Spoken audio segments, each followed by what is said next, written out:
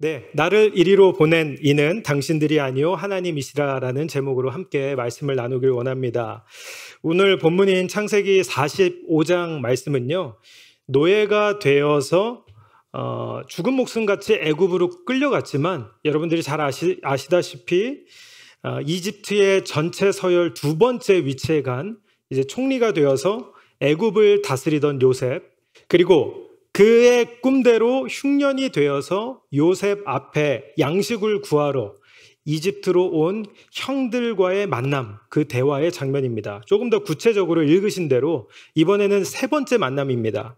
세 번째 형들과의 만남에서 지금까지 꾹꾹 숨겨놓았던 자신의 진짜 신분, 자신의 정체성, 요셉이라는 이름, 그리고 당신들의 친동생이라는, 그리고 내 아버지 야곱의 나는 아버지 야곱의 아들이라는 이 놀라운 자신의 진짜를 나타내는 고백하는 그런 오늘 본문의 말씀이고요. 그리고 더 나아가서 이 자신의 온 인생 가운데 역사하시고 인도하시고 섭리하신 여호와 하나님을 간증하는, 선포하는 신앙의 고백의 구절이며, 그리고 더 나아가 아버지와 온 가족을 초대하는 그런 내용으로 오늘 본문이 구성되어 있습니다. 오늘 본문 말씀을 다르게 소개하자면 신구약 전체를 통틀어서 아마도 찾아보기 힘든 굉장히 극적인 장면으로 구성된 본문이다라고 소개할 수 있겠습니다. 한 사람이 쌓고 감추고 묻어두었던 그 어디에도 꺼내놓을 수 없었던 바로 그 과거의 아픔, 씻을 수 없는 상처를 매일매일, 아니 하루에도 수번, 수십 번, 그것도 수십 년을 이 아픔 가운데 살아야만 했던 이 요셉이라는 한 인생, 그의 마음이 열리는 장면. 눈물바다가 되고 통곡이 되면서 하나님께서 그 영혼을 어떻게 소생시키시고 회복시켜 주시는지에 대한 극적인 사건을 담고 있는 본문의 내용이다 할 수 있겠습니다. 자, 요셉의 형 중에 유다가 있었습니다. 유다의 이야기를 듣고 있던 요셉이 어떤 한 말에 꽂혀서 그가 마음을 열고 그리고 통곡이 시작되는데요. 그 본문이 44장 33절에 나와 있습니다. 한번 보실까요? 앞에 보시면 33절, 이제 주의 종으로 그 아이를 대신하여 머물러 있어 내 주의 종이 되게 하시고 그 아이는 그의 형제들과 함께 올려 보내소서. 이게 무슨 얘기입니까? 유다가 하는 얘기인데요. 막내인 베냐민, 그렇게 아버지가 사랑하는 이 막내 베냐민, 요셉도 이뤘는데 이 베냐민만큼은 절대로 이룰 수 없으니 막내 대신에 나를 대신하여 노예로 삼아 주십시오. 당신의 종이 될 테니까 베냐민만큼은 살려주십시오. 여러분 그거 아세요? 우리 주님은 구약 성경 곳곳에 아니요 구약 성경 전체에 메시아 되신, 구세주 되신 우리 주 예수 그리스도의 모형을 다 넣어 놓으셨거든요. 다른 형들이 아니었습니다. 그리고 그 유명한 요셉도 아니었고 베냐민도 아니었고 예수님은 바로 유다, 지금 이 고백을 하고 있는 유다의 자손으로 오셨다라는 사실. 여기 나온 대속의, 대신의 그런 모습으로 막내를, 즉 다른 사람을 살리고 다른 영혼을 살리고 자신이 희생하겠다라는 생명을 살리는 모습. 이 모습이 오늘 본문에도 계속해서 나오고 있습니다. 이 말을 듣고 요셉은 자신의 정을 억제하지 못하고 큰 소리를 지르게 되는데 오늘 본문의 1절입니다. 요셉이 시종하는 자들 앞에서 그 정을 억제하지 못하여 소리질러 모든 사람을 자기에게서 물러가라 하고 그 형제들에게 자기를 알리니 그때에 그와 함께한 다른 사람은 없었더라. 그리고 그는 계속해서 2절에 보시면요, 큰 소리로 울었다라고 했는데 얼마나 크게 울었는지 주변의 애굽 사람뿐만 아니라 바로의 궁중까지 들렸다라고 기록되고 있습니다. 그리고 여기에 큰 소리로 우니를 세번역 성경에 보면 한참 동안 울었다라는 표현이 있습니다. 무엇을 말하고자 하는 것일까요? 지금 주님께서는 하나님을 신뢰한 수많은 인생의 우여곡절 가운데 있었지만 절대적으로 하나님만 신뢰한 한 사람의 마음을 풀어주시고 한 사람의 한을 풀어주시는 과정을 설명해주고 계시는 것입니다. 사랑하는 성도 여러분, 하나님을 믿는, 예수님을 믿는 사람이라고 해서, 주님과 동행하는 사람이라고 해서 아픔과 고난과 상처가 없을까요? 당연히 있겠죠. 우리 모든 인생은 해 아래 다 똑같은 길을 가고 있다라고 생각이 됩니다. 전도서 3장 4절에 보시면 울 때가 있고 웃을 때가 있으며 슬퍼할 때가 있고 춤출 때가 있으며 10절에 보시면요, 하나님이 인생들에게 노고를 주사 애쓰게 하신 것을 내가 보았느라. 웃을 때도 있고요, 춤출 때도 있지만 울 때도 있습니다. 노고라고 하셨습니다. 수고와 애씀과 괴로움을 하나님께서는 당연히 인생 가운데 주신다라는 말씀입니다. 요셉에게도요, 너무나 큰 시련이었죠. 자신을 왕따시켰고요, 결국은 배신하여서 자기를 구덩이에 쳐넣었던, 옷을 벗기고 그리고 모르는 사람, 민족들에게, 말도 안 통하는 사람들에게 돈 받고 팔아버리는 그 형들에 대한, 자기에게 누명을 씌워서 정직하게 신실하게 주인 바디바를 섬겼는데 강간 미수범으로 자기를 감옥에 쳐넣은 보디발의 아내에 대한 미움, 증오, 원망, 안갚음과 복수의 마음이 요셉에게는 없었을까? 한번 생각을 해보게 되었습니다. 요셉을 한번 생각해 보시죠. 살면서 지금까지 요셉이요, 17살에 팔려갔고 지금 이 말을 형들과 만나서 이제 좀 있으면 아버지와 재회를 하는데 그때가 39살 정도라고 성경학자들은 기록을 보고 있는데요. 20년 이상 다른 나라 타국에 살면서, 애굽에 살면서 인종차별 없었을까요? 노예였는데요. 몸이 아프지 않았을까요? 혼자였잖아요. 10대였잖아요. 자기가 아플 땐 어떻게 했을까요? 그 노예는 완전히 혼자였는데 극심한 외로움에 있진 않았을까요? 이런 생각을 해봤어요. 아버지가 살고 있는, 어머니가 살고 있는 엄마의 품이 얼마나 그리웠을까?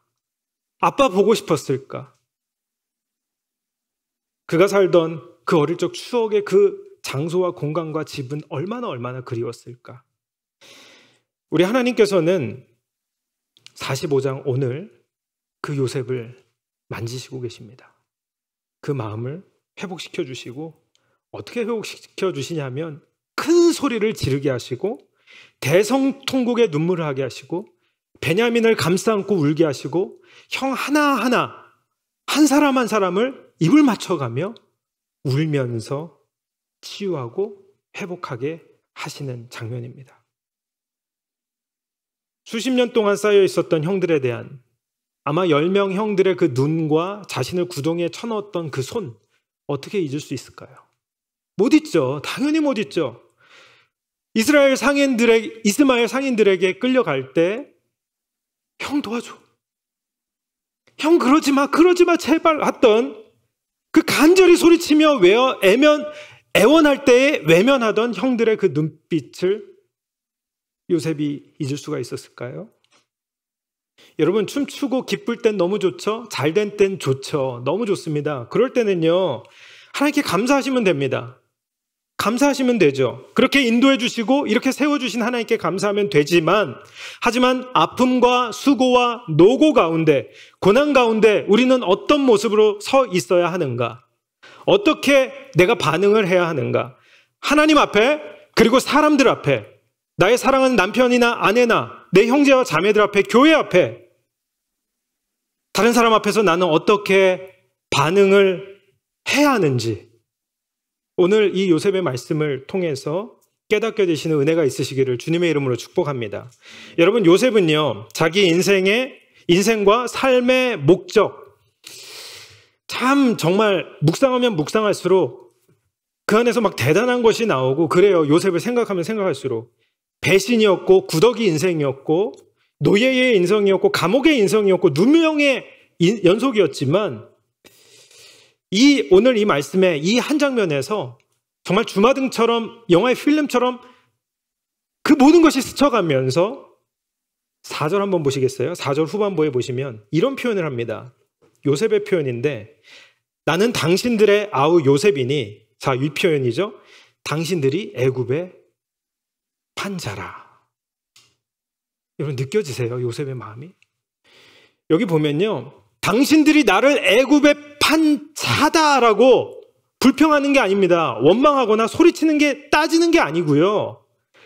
형들의 입장을 한번 생각해 보십시오. 형들의 입장에서는 지금 이 사건은요, 요셉을 판 이 사건은 정말 무덤까지 가지고 가야 될, 아무에게도 얘기하지 못할 사건이었거든요. 이렇게 보면, 어떻게 보면 우리는 이런 우리의 아픔이나 또 우리의 과거의 잘못이나 정말 무덤까지 가지고 싶어간 내 속에 묻어두었던 것들, 이 4절 후반부에 당신들이 애굽의 판자다, 이 표현을 보면서 역시 하나님을 속일 수는 없구나. 하나님을 속일 수는 없구나. 하나님마저 감쪽같이 나도 속이고 사람도 속이고 가족도 속이고 그럴 것 같았지만 결국에는 하나님께서는 이것을 드러나게 하시는구나. 형들의 입장에서 그런 생각을 해봤습니다. 우리의 허물과 죄악을 그대로 묻어놓고 주님 앞에 우리가 진심으로, 전심으로 이것을 꺼내놓지 않는다면 하나님께서는 예상하지도 못한 방법으로 그것을 드러나게 하신다. 저는 이 말씀을 형들의 입장으로 받으면서 저 개인적으로는 굉장히 두려운 마음이 들었습니다. 떨리는 마음이 들었습니다. 물론 여러분 이 스토리의 결과는 다 아실 거예요. 용서받음으로, 회복됨으로 끝이 납니다. 이 가족 스토리는요.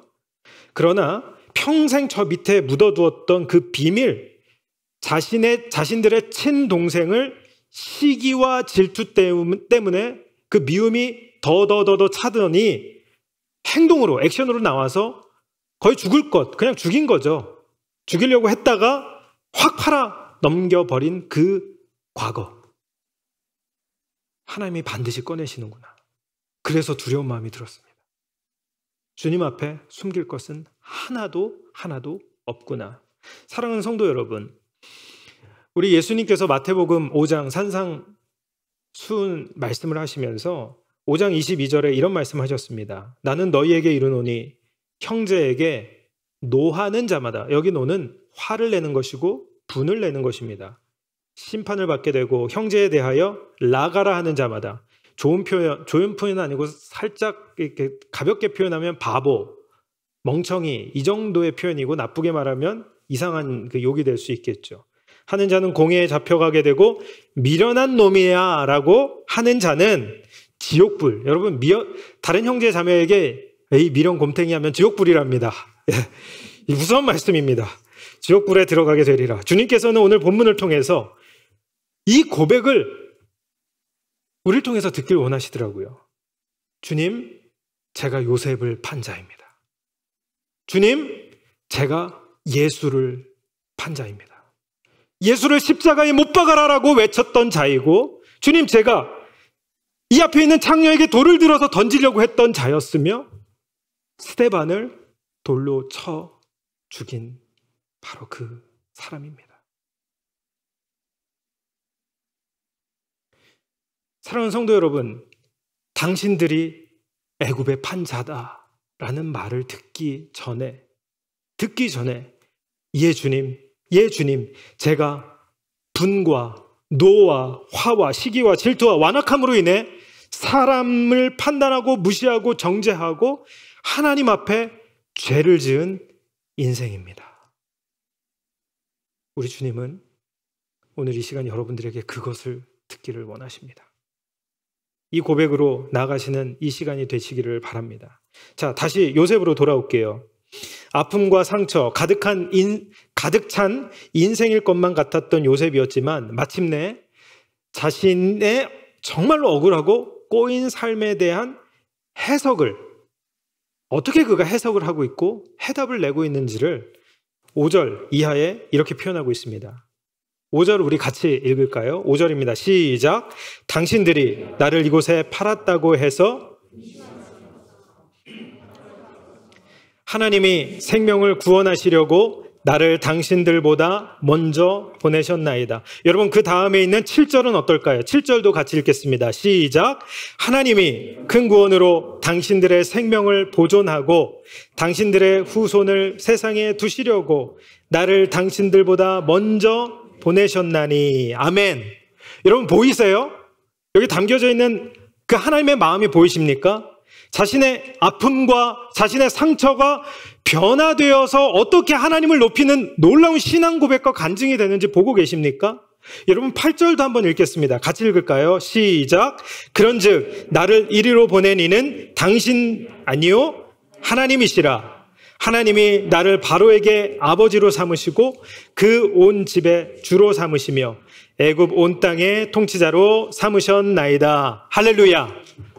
아멘. 이 놀라운 신앙 고백을 통해서 두 가지를 한번 정리해 봤습니다. 첫 번째로는 우리 주님은 인간에게 있는 상처와 아픔을 하나님을 신뢰하는 믿음을 통해서 씻어주시고 회복하신다라는 사실입니다. 이 모든 것을 하나님이 하셨다라는 신실하신 하나님을 향한 그분에 대한 인정, 그분에 대한 이 고백, 그리고 큰 통곡과 눈물로 자신의 감정과 아픔을 씻어내면서 우리 주님께서 참된 회복, 치유를 경험하게 하신다라는 것입니다. 여러분 상처와 아픔은요, 내가 치료하거나 내가 해결할 수 있는 부분이 아니더라고요. 더 깊으면 깊을수록 그것은 하나님을 향한 전적인 신뢰로부터 회복이 됩니다. 그리고 두 번째로는요, 사람에게 받은 상처와 아픔을 회복할 수 있는 힘은요, 나에게 없다라는 것입니다. 말씀드린 대로 세상의 다른 방법을 통해서 얻을 수 있는 그런 류의 것이 아닙니다. 바로 아픔과 상처는 주님께서 직접 치유하시는 줄 믿으시길 바랍니다. 주님이 고치십니다. 마음이 상한 자를 주님이 고치십니다. 이사야 61장 1절 말씀해 보시면 주 여호와의 영이 내게 임하셨으니, 내리셨으니, 왜 임하셨을까요? 왜 내리셨을까요? 이는 여호와께서 내게 기름을 부으사 가난한 자에게 아름다운 소식을 전하게 하려 하심이라. 그래서요, 나를 보내사 마음이 상한 자를 고치며. 누가 고치냐? 나를 통해서 주님께서, 보내신 그분께서 고치신다라는 말씀입니다. 여호와 하나님, 주의 영이신 61장 1절 주 여호와의 영, 성령님께서 그 일을, 고치시는 일을 하신다라는 것을 믿으시길 바랍니다. 하나님이, 여러분 잘 보세요. 다시 본문으로 돌아오셔서 하나님이 생명을 구원하시려고, 하나님이 큰 구원을 행하시려고, 당신들의 생명을 보존하시려고, 이 표현들을 잘 기억하시길 바랍니다.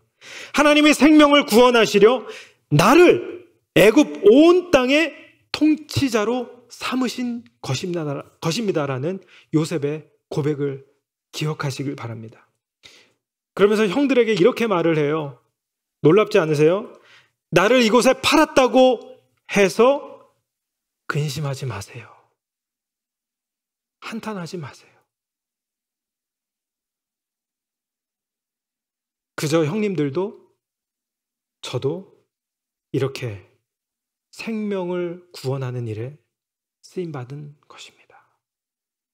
이 고백입니다.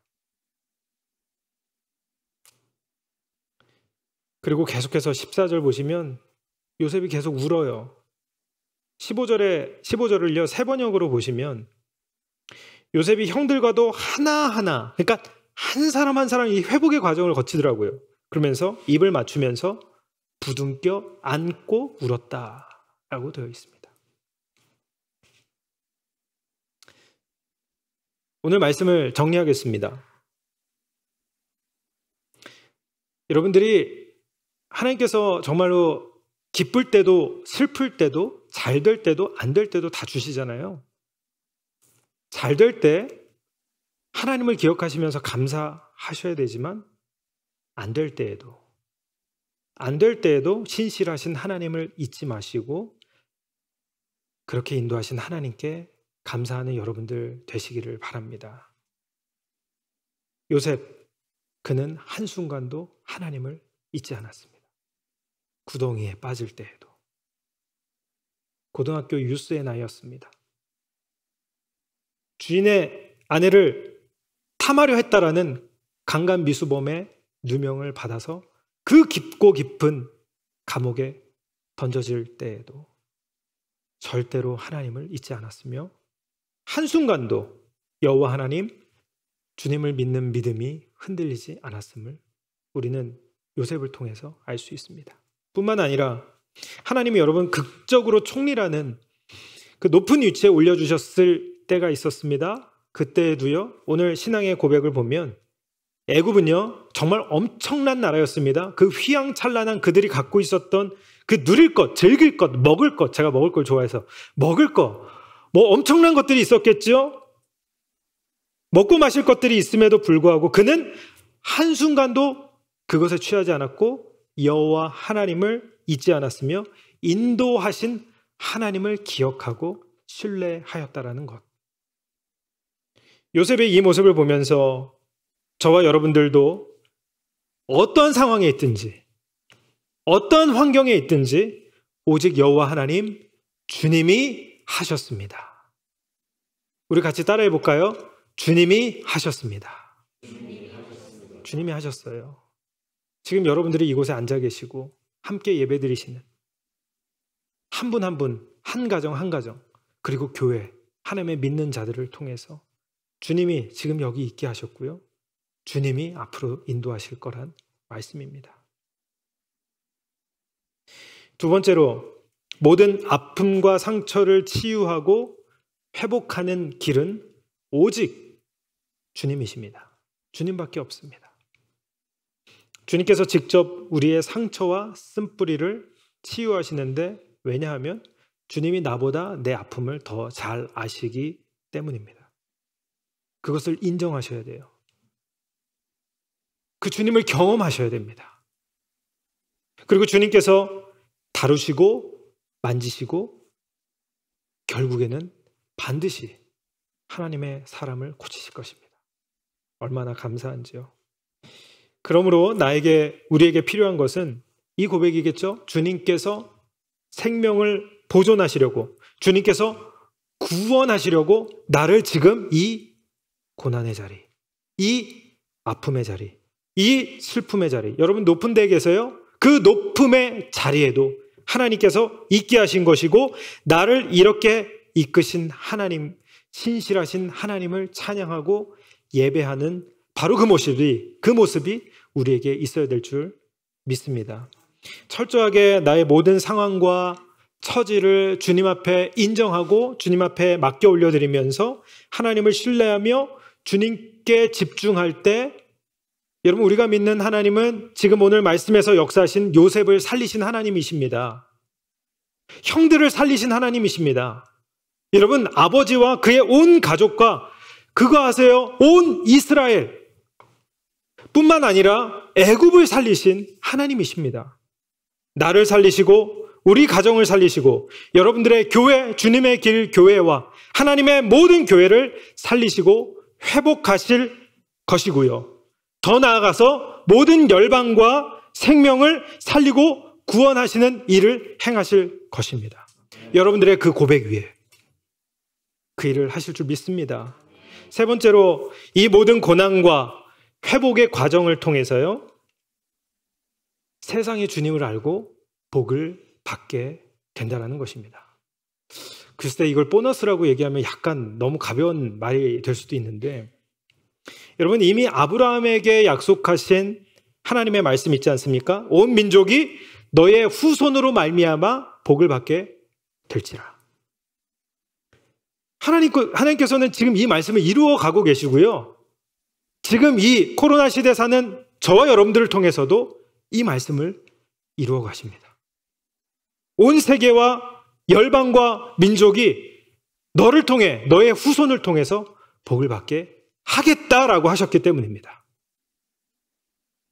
하나님의 사람 요셉을 통해 큰 나라, 애굽이라는 엄청난 나라였죠. 그 민족이 죽지 않고 사는, 그리고 그 지역에 있는 사람들조차 죽지 않고 사는 그 복을 받지 않았습니까? 읽진 않았지만 본문 16절 이하에 보시면 요셉이 이제 형들을 만나고 용서하고 회복하고 그리고 그 눈물을 흘리는 그 소리를 들은 애굽의 왕이 반응하는 장면이 나오는데요. 16절 맨 마지막 단어가 기뻐하다, 기뻐했다라는 단어가 있습니다. 심지어 바로의 신하들도 지금 요셉이 이렇게 회복되는 모습을 통해서 기뻐했다라는 표현을 같이 쓰고 있습니다. 한국 정치를 한번 여러분 보세요. 미국 정치도 그렇지만 지금 요셉이 2인자였고요. 치고 올라오는 그 정치인들, 그 세계에서도 그 사람들이, 그 신하들이 같이 기뻐했다라는 놀라운 사실을 한번 보시길 바랍니다. 요셉은 타국 노예 출신이었음에도 불구하고. 하나님을 믿는 사람, 우리는 예수님을 믿는 사람 아닐까요? 오늘 말씀을 보면서 저와 여러분들은, 여러분들의 삶은, 여러분들의 인생의 고백은 어떠십니까? 형통의 삶, 복된 삶, 복을 누리는 삶을 살고 싶어요. 다 그렇죠. 근데 정말 다른 사람들을 살리고 구원하는 이 복을 나누고 전하고 계십니까? 어둠과 두려움과 불신이 가득한 지금 이 시대 가운데 생명의 빛을 나타내고 계십니까? 우리 사랑하는 주님의 길 모든 성도님들을 통해서 세상이 복을 받기를 원합니다.